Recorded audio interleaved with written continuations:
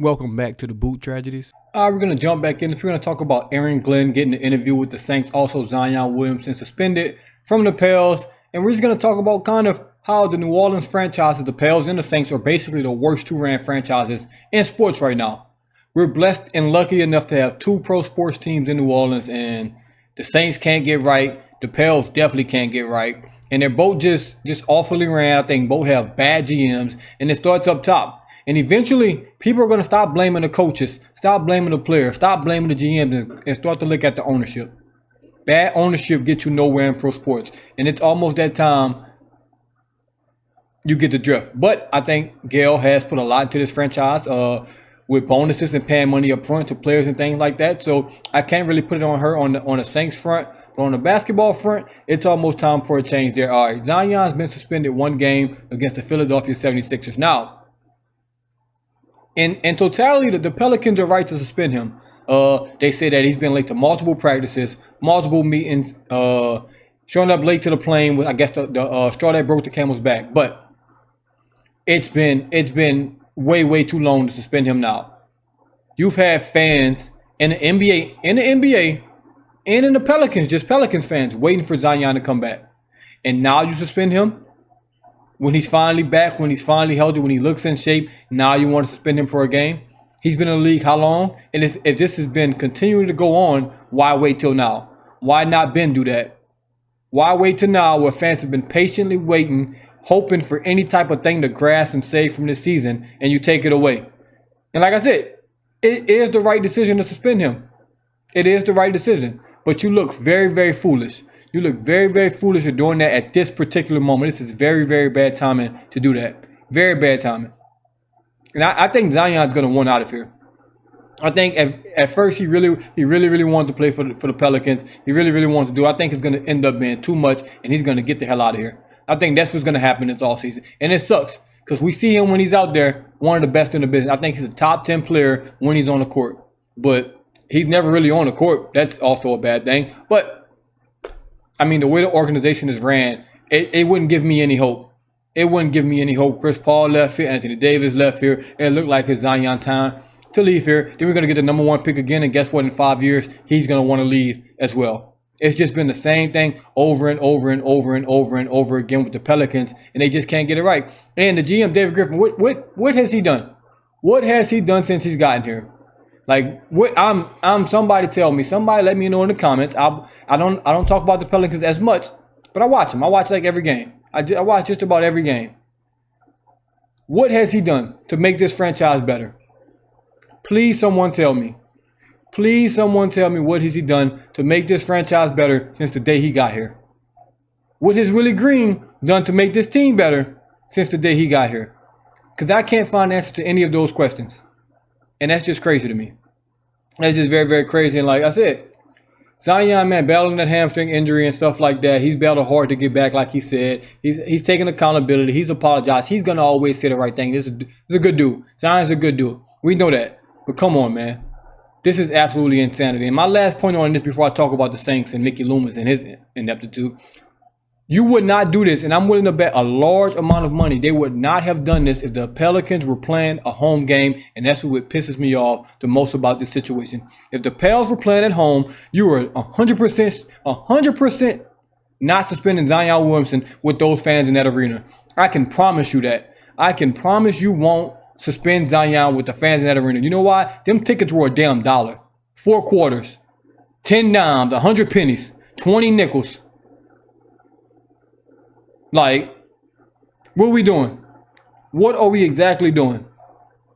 It's a damn shame. It's a damn shame. But it's a road game, so you don't really care. You're going to spin them there, have them play in the home game coming up. But come on now. It's fake accountability that the Pelicans organization is trying to push forward now. Like, what are we doing? What are we doing? Let the dude play basketball. He came back the next game, back-to-back. You set him out, and now you're going to suspend him. Now he's going to miss 2 games since he's been back. This is just stupid. It's just very stupid. And it starts up top. And eventually we're going to start shooting up top, like I said. And now on to the Saints. Aaron Glenn, he did interview with the Saints. Virtual interview. Obviously, the Detroit Lions are in the playoffs, so can't break them down and get a full interview, which I would love.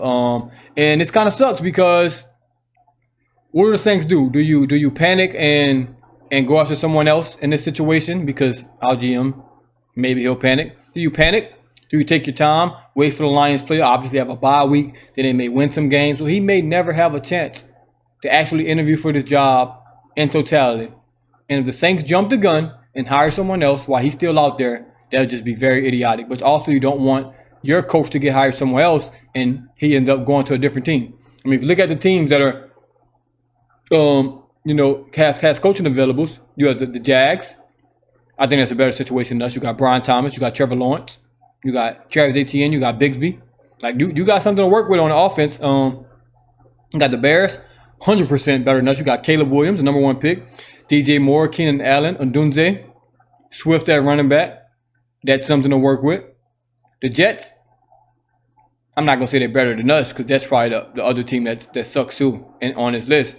You got the Raiders, and I don't think the Raiders have better weapons than us and things like that, but you got Brock Bowers, and trust me, he's better than everything we got right now. So if you start me off with that, I can make something work. And it's Vegas. I mean, who wouldn't want to coach to Vegas, even though it's a terribly ran organization? Then you got the Patriots, who he declined to interview. He saw what y'all did, Mayo. You're not going to fire me after 1 year because this team sucks. So he's not even running for that. Then you got the Saints. Like I said, we got some stuff. I mean, we got some stuff. I don't know what we got, but we got some. We got Derek Carr, bro. I mean, if you want Derek Carr, we got that. So honestly, and a lot of people think it's going to come down between the Jets and the Saints, which kind of sucks for Aaron Glenn too, because I think that's the worst 2 choices out the entire bunch. But hey, if he comes to the Saints, that'll be great. It's a long ways away from that. Too bad we got Mickey Loomis conducting these interviews with all of these prospects, these coaching prospects. So we'll see how this plays out. We'll see how this turns out later down the line. I would love Aaron Glenn. He's slowly becoming my number 1 target, just because I think he's the second best coach available. The best coach available, Ben Johnson, I don't think he wants to come coach the Saints because he see what the hell we got going on. He see Derek Carr. He see this offensive line. Like he don't want to come here.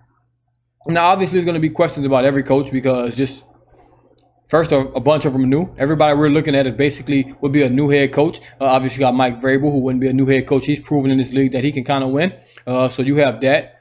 But I think everyone kind of thinks he's going to be the Patriots coach. Or maybe I think the Raiders got an outside shot just because of Tom Brady effect, things like that. But if we can get Aaron Glenn, that'll be good. I'm not going to go too much in detail about it just because first virtual interview, we'll see who progresses, who gets cut out of the coaching search if we're top 3, top 5, or something like that, and then we'll go from there. But man, the overall theme of this, man, the Pelicans, the Saints, just terribly ran. Terribly ran. I don't even like the coaching. Some of the coaching interviews we're doing. I hope it's just doing a favor. Let me get your name in the media. Because some of them coaches, we just better not. We better not. Because I'll come in and kill them. And they may end up being the best coach of all time. But I'm still going to kill them the day we hire him. Unless it's Aaron Glenn, unless it's Vrabel, unless it's Ben Johnson. Which I know it's not going to be Ben Johnson because he'll be a fool to come here. He'll be a fool. But I would like him to throw a pass to Trevor Penning. I think that'll be fun. Trevor Penning catching the ball, trying to run. I think that'll be nice. But yeah, man, interviewed Aaron Glenn. Like I said, becoming one of my favorite candidates. I told you my top 3. And Pell suspend Zion. Just a shit show over 2 franchises right now. Let's see which one falls on his face and breaks his nose first. Because the Saints did it already. The Pels did it already. Actually, we got to break our whole face at this point. We've been broke the nose. About to crack our skulls open at this point, man. But hey, I'm still here. 2 franchises. Oh, I guess we could throw Karen Lacy in since we're here. If you haven't seen the news, Karen Lacy also Karen Lacy. It's a sad story. Obviously, if you haven't seen the news, he I think he was swerving in the double yellow lines, the no pass zone, probably driving fast, out of control, went around passing cars, end up going getting face to face to a car. That car swerves out the way. They crash. He flees the scene because he didn't hit anybody. So the other 2 cars that crashed, someone ends up dying, a Marine, a cop, things like that. He leaves the scene. Now it's a warrant out for his arrest. He's going to get arrested.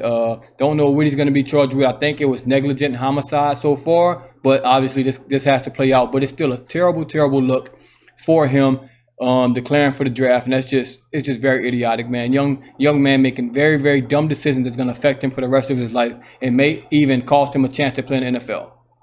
And that's unfortunate, but obviously it's more unfortunate for the families and the people that lost their lives, and it sucks all the way around. It just sucks all the way around, man. Pelicans, terrible situation. Saints, terrible situation. LSU, terrible situation. You can't make this up. welcome to the tragedy. I named this shit the Boot Tragedies for a reason. Welcome to the tragedy. Thank y'all for tuning in once again. As always, to the Boot Tragedies. I'm out.